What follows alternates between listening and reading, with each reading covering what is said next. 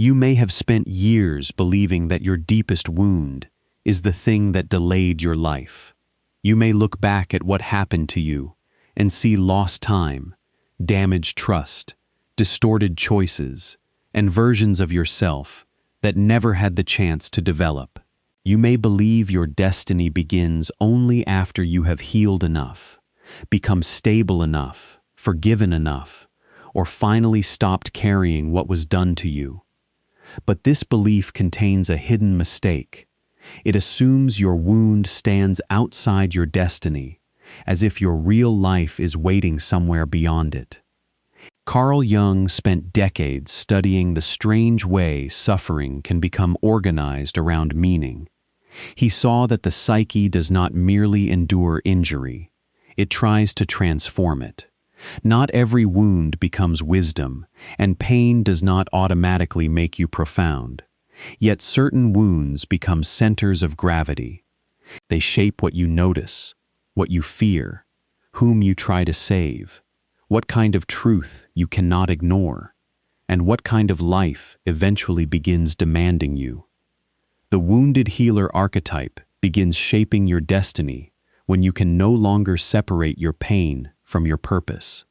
This does not mean your suffering was sent to make you special. It does not mean the people who hurt you served some sacred plan. It means the psyche has begun using what injured you as raw material for consciousness. What once felt like a private catastrophe starts influencing the work you are drawn toward, the relationships you enter, the suffering you recognize in others, and the questions that refuse to leave you alone. At first, this can feel less like a calling and more like repetition. You keep meeting people who carry familiar wounds.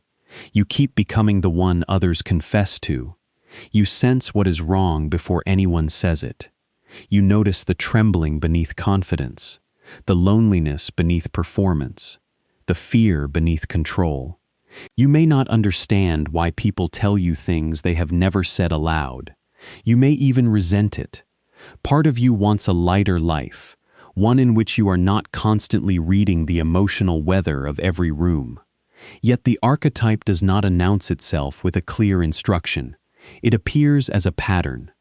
You are wounded in one place, and then your awareness becomes unusually sensitive in that same place. Betrayal teaches you to hear hesitation. Neglect teaches you to notice absence. Shame teaches you to recognize the instant another person disappears behind a social mask. Loss teaches you how quickly ordinary moments become sacred. Your injury becomes a lens, and the lens begins organizing your attention. This is where the danger begins. Sensitivity can become service, but it can also become compulsion. What looks like compassion can conceal the desperate need to prevent anyone else from feeling what you once felt. What looks like loyalty can conceal terror of abandonment. What looks like emotional intelligence can become constant surveillance. If the pattern remains unconscious, your destiny is shaped by your wound, but not in the way you imagine. You do not become a healer, you become a servant of the original injury. Jung understood that an archetype is not simply an idea you choose to believe.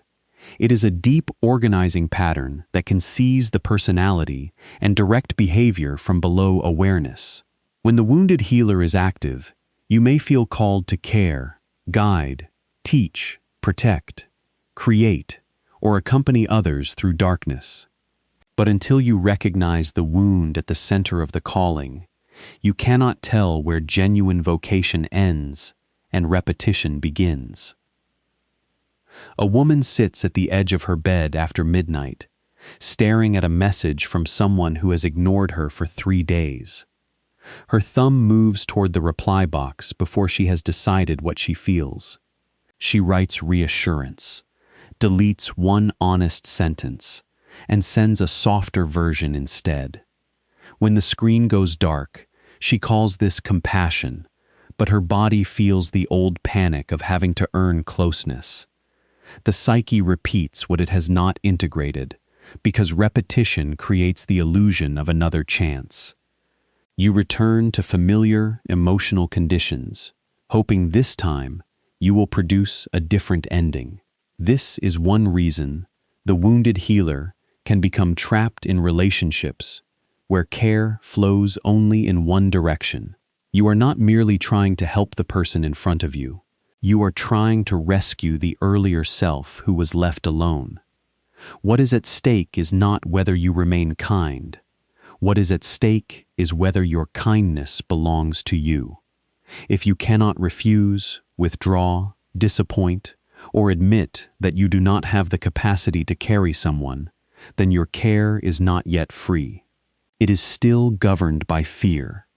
The archetype begins shaping your destiny in a conscious way only when you can feel another person's pain without automatically offering your life as payment for it. Your wound gives you perception, but perception is not the same as responsibility. Jung showed that the shadow contains not only what you consider shameful, but also what your conscious identity refuses to permit. If you built your identity around being understanding, dependable, patient, and emotionally available, then anger may have been pushed into shadow. So may selfishness, coldness, ambition, appetite, and the right to leave. The wounded healer often appears gentle on the surface because the personality has exiled every force that could protect it. A man listens while a friend repeats the same crisis for the 4th time that month. He notices his jaw tighten, then relaxes it before the friend can see. When the call ends, he puts the phone face down and sits in silence at the kitchen table. He tells himself he should be more patient, though the resentment has already begun speaking through exhaustion. Jung did not treat shadow as a moral defect. He treated it as unlived life. The anger you suppress may contain the boundary you never learned to set. The impatience you condemn may contain accurate judgment. The desire to be left alone may be the psyche's demand for recovery. The ambition you distrust may be a part of you that wants to build something larger than survival. When these forces remain unconscious, they do not disappear.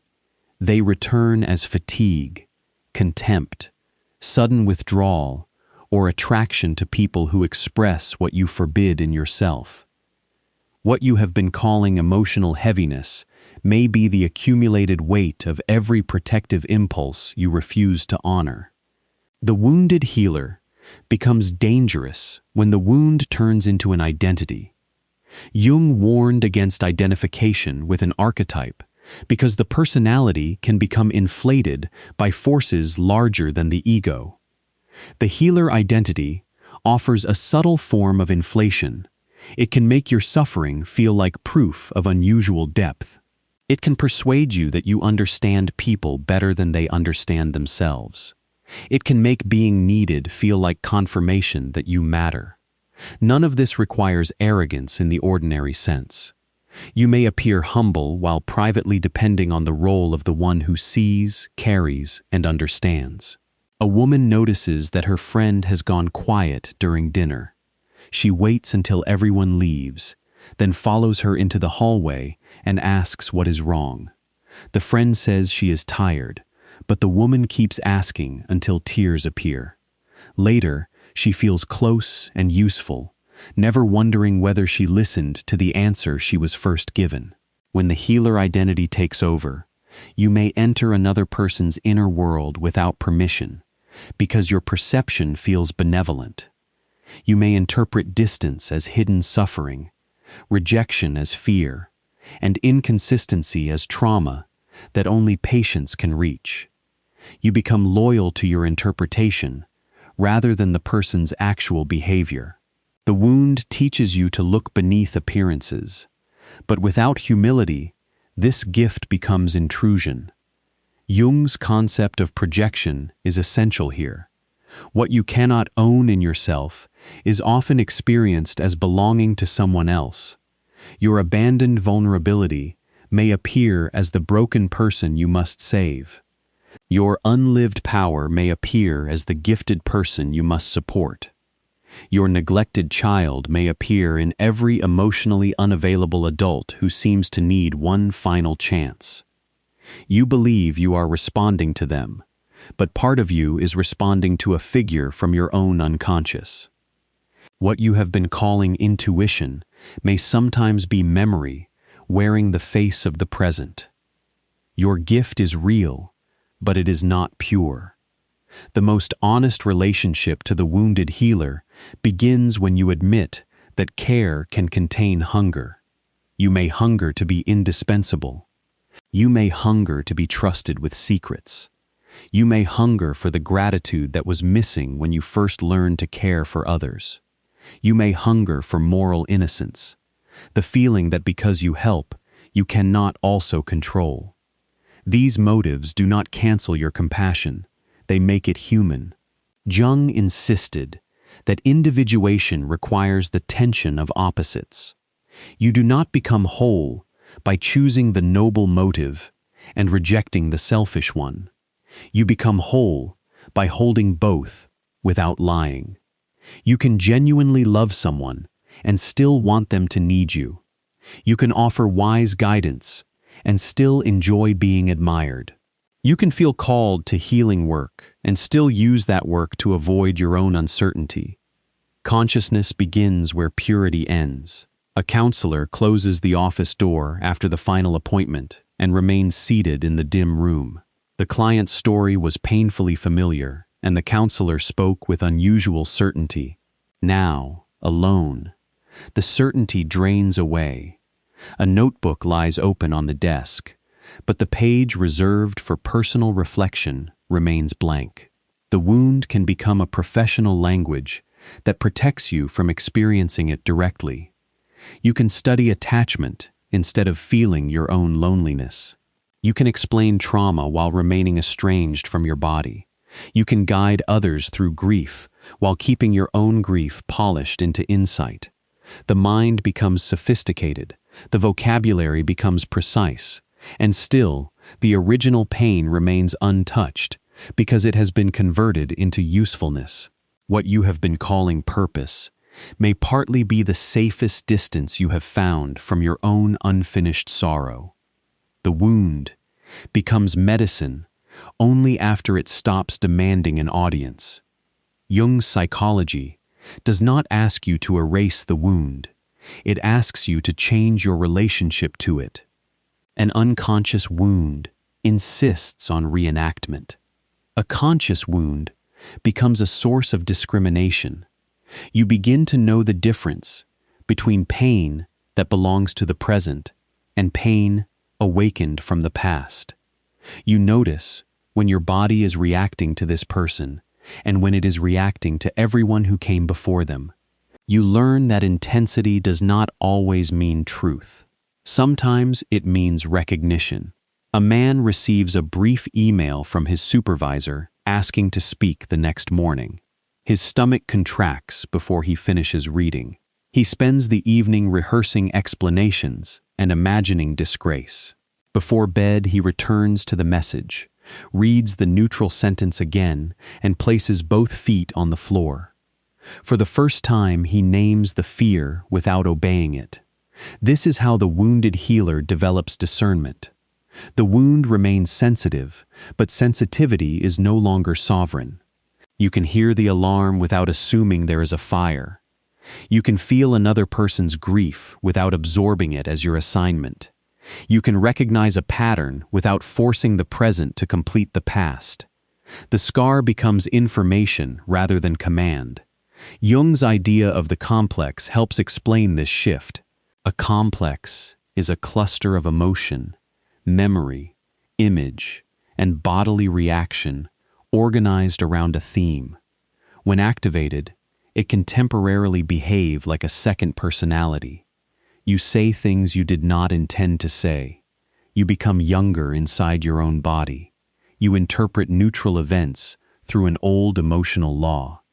The wounded healer becomes mature when you can notice the complex forming and remain in relationship with it rather than becoming possessed by it. What you have been calling overreaction is often an old inner world arriving all at once, and your task is not to shame it, but to stop letting it make every decision. Your destiny is shaped by what you can remain present to without becoming possessed by it. Jung saw individuation as the long movement toward the self, the deeper totality of the psyche that exceeds the conscious ego. This movement does not reward avoidance. It brings you repeatedly toward the places where your personality is divided. The wounded healer becomes part of destiny because the wound marks one of those divisions. One part of you remembers helplessness. Another part develops unusual strength. One part longs to be cared for. Another becomes skilled at caring for everyone else. One part wants rest. Another believes rest is dangerous because vigilance once kept you safe. A woman arrives early to a family gathering and immediately begins arranging chairs, checking the food, and solving small problems no one asked her to solve. When someone tells her to sit down, she laughs and says she prefers being useful. 10 minutes later, she stands alone at the sink washing a clean glass. The noise in the room is not the problem. Being present without a role is. Destiny enters through this split. Life begins placing you in situations where your competence can no longer protect you from your unmet need. The people you help do not heal you. The knowledge you gather does not quiet you. The recognition you receive does not make you feel held. Eventually, the old strategy becomes too expensive. You can continue being impressive, necessary, and emotionally perceptive, but you can no longer pretend these qualities answer the question beneath them. The self does not ask you to abandon your gift. It asks you to stop using the gift as a hiding place. Your capacity to accompany others becomes deeper when it is no longer a substitute for being accompanied. Your insight becomes cleaner when it is not defending you from confusion. Your strength becomes trustworthy when it includes the ability to receive. What you have been calling a loss of purpose may be the psyche refusing to let usefulness remain your only form of existence. The people you are drawn to often reveal the stage of healing you have not completed. Jung's work on projection shows why certain relationships feel charged with destiny. You meet someone and feel immediate recognition. Their pain speaks a language your nervous system already knows. Their distance activates your devotion. Their fragility awakens your strength. Their potential becomes vivid to you, often more vivid than their behavior. You experience the bond as meaningful because it touches an archetypal pattern. But meaning does not guarantee that the relationship is healthy, mutual, or meant to continue. A man watches someone he loves cancel another plan with a short apology. He tells himself she is overwhelmed and needs patience. He opens their old messages, looking for proof of the closeness he remembers. Then he types, "No pressure, I understand," while ignoring the part of him that no longer does. The wounded healer can confuse recognition with obligation. Because you understand why someone behaves as they do, you believe you must tolerate the behavior. Because you see the wound beneath the cruelty, you hesitate to name the cruelty. Because you know what abandonment feels like, you stay long after staying has become self-abandonment. Compassion becomes a courtroom in which everyone else's history is admitted as evidence, while your pain is dismissed as inconvenience. Jung did not ask you to become less conscious of complexity. He asked you to include yourself in it. Another person's wound may explain their actions, but it does not erase the effect of those actions on you. Their fear may be real, and your limit may also be real. Their potential may be beautiful, and their present capacity may still be insufficient. Holding both truths is not betrayal. It is psychological adulthood. What you have been calling unconditional love may be the old belief that understanding someone obligates you to endure them. The deepest healing begins when you no longer need the past to justify your future. The wound often creates a secret contract with life. You promise that one day your suffering will make sense. You will become wise enough, useful enough, successful enough, or loving enough to prove that what happened did not defeat you. This promise can keep you alive through difficult years. It can give direction when no direction exists. But eventually, the contract becomes a prison. You cannot rest because the pain has not yet produced enough value. You cannot change paths because the wound has already assigned you a role. Jung's understanding of the symbol offers another possibility. A symbol is not a fixed explanation. It holds more meaning than the conscious mind can exhaust. Your wound may symbolize a threshold in your life, but it does not dictate a single vocation.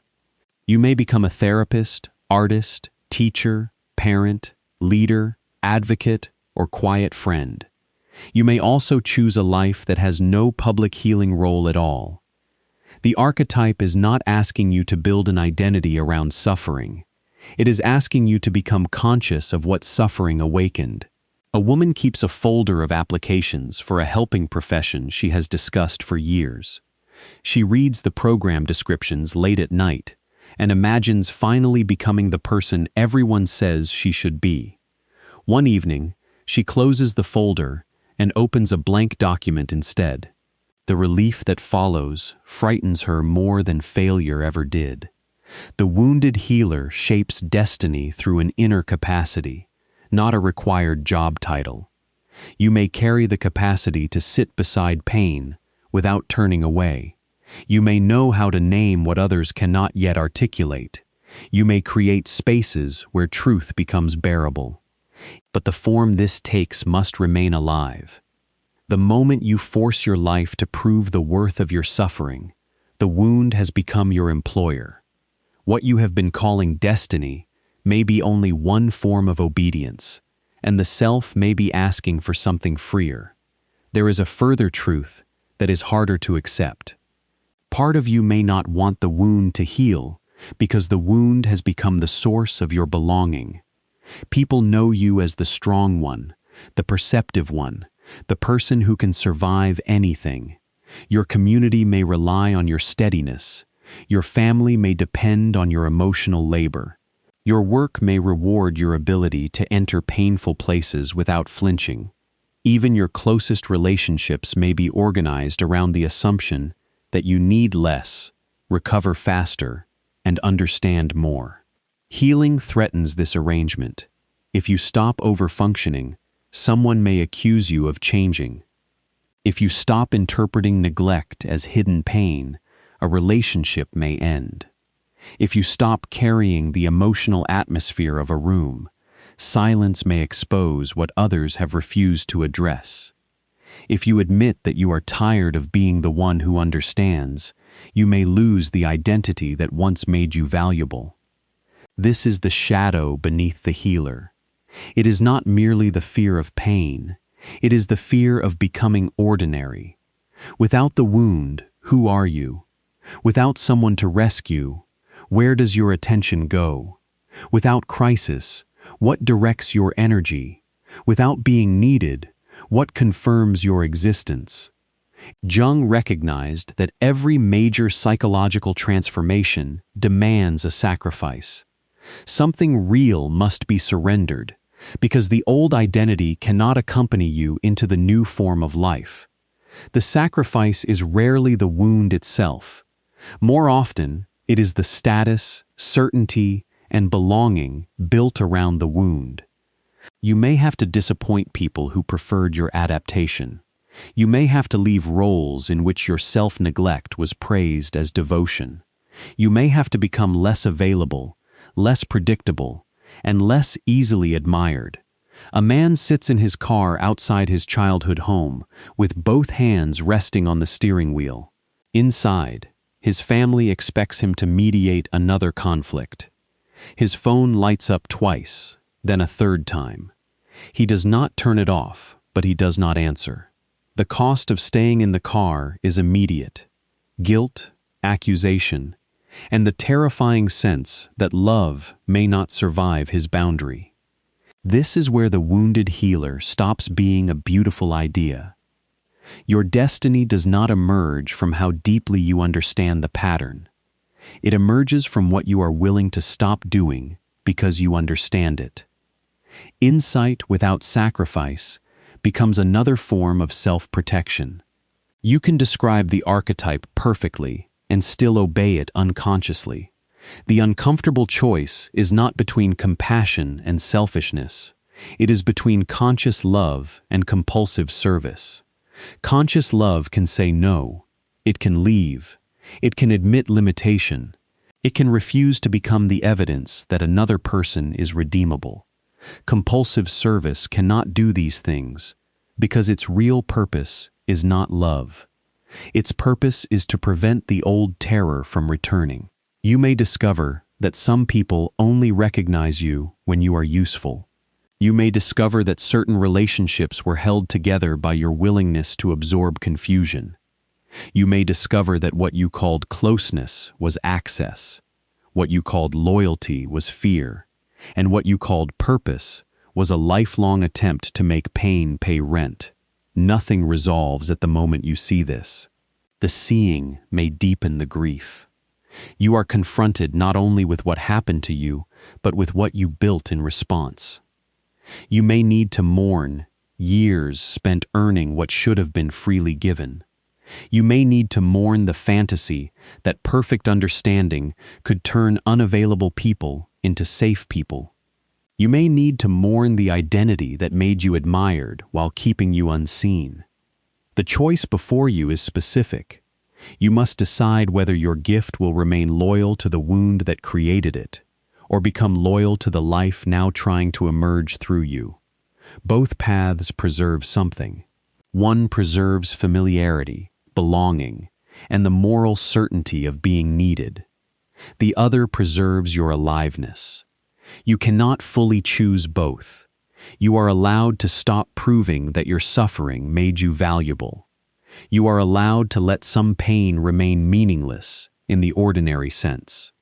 You do not have to convert every loss into a lesson, every betrayal into wisdom, or every lonely year into a credential. The psyche can transform suffering without justifying it. Transformation means the wound no longer determines the boundaries of your life. It does not mean you become grateful for being wounded. You are allowed to stop being available to every person whose pain resembles your own. Recognition is not a command. Empathy is not consent. Understanding is not a contract. You can feel the pull of the archetype and still remain where your body is, inside your own life, responsible for your own limits. You are allowed to disappoint the image others have formed of you. The healer they know may be partly an adaptation, a person who learned to anticipate needs because no one anticipated yours. The strong one may be a child who discovered that competence reduced chaos. The wise one may be someone who had to understand too much too early. You do not dishonor these forms by outgrowing them. You honor what they protected. Jung's path of individuation does not lead toward perfection. It leads toward a more complete participation in your own nature. This means your tenderness can remain, but it no longer stands alone. It is joined by anger, appetite, play, refusal, ambition, uncertainty, and rest. Your wound remains part of your story, but it loses the authority to narrate every chapter. You may still become the person others trust in dark moments. You may still create, teach, guide, listen, or accompany, but something essential changes. You no longer enter pain to earn your place. You enter because you are free to enter, and you remain free to leave. You do not confuse being needed with being loved. You do not offer insight where accountability is required. You do not sacrifice your body to preserve your identity as a good person. The destiny shaped by the wounded healer is not a destiny of endless suffering. It is a destiny of conscious relationship to suffering. Your authority does not come from having escaped pain. It comes from no longer asking pain to tell you who you are. The wound was never proof that your life had been delayed. The delay came from believing you had to heal everyone else before you were permitted to live. What begins shaping your destiny is not the injury itself, but the moment you stop serving it unconsciously and allow its hard-earned perception to belong to a whole person. You are not here to become a monument to what hurt you. You are here to become someone whose wound can speak without ruling, whose compassion can serve without disappearing, and whose life is larger than the role pain assigned. If this resonates, subscribe to The Waking Shadow, where we explore Jung's psychology for those walking the individuation path. Watch the video on your screen now to continue into the deeper work of integrating the shadow without abandoning yourself.